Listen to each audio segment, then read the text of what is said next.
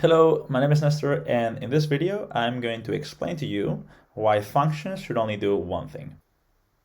When thinking about functions, we should take two things into account. The first one being the name, and the second one being the logic. If the logic is very complex, I am going to struggle to find a good name. This correlation between naming and logic is very strong.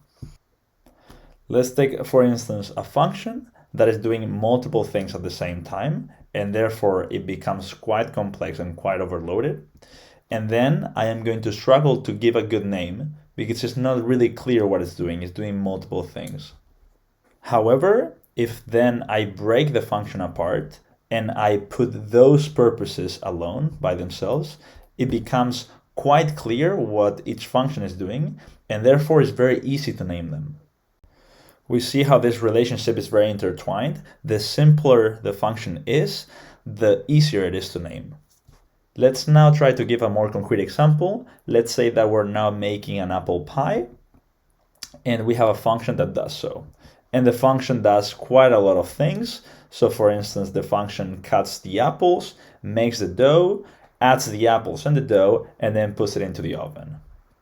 The name of my function is then make apple pie, but it's not very descriptive because there is no way I can describe all the things that are going on within the function. So what I could do is break the bigger function into smaller functions, such as slicing the apples, making the dough, adding the ingredients, and cook in the oven. So why should functions do one thing anyway? What's the added value?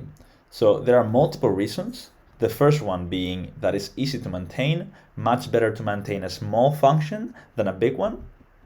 Secondly, it's very easy to test, really easy to test a small function. If it's a big one, I don't really know what I'm testing.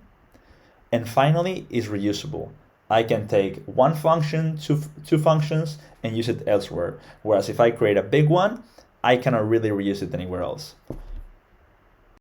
So let's see how this would work in an example. Now I'm full, I don't want an apple pie anymore, and I want a birthday cake. I can just add a function that is make candles, reuse the whole thing, and it will work.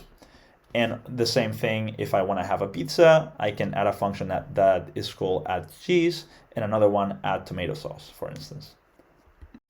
So I will leave you with two quotes. The first one is that functions should do one thing. They should do it well, and they should do it only. And the rules to functions should be small and should be smaller than that. So I'm starting with this whole creating video thing. So if you have any feedback, you want to say something, please let me know. I would really appreciate it. And otherwise, see you on the next video.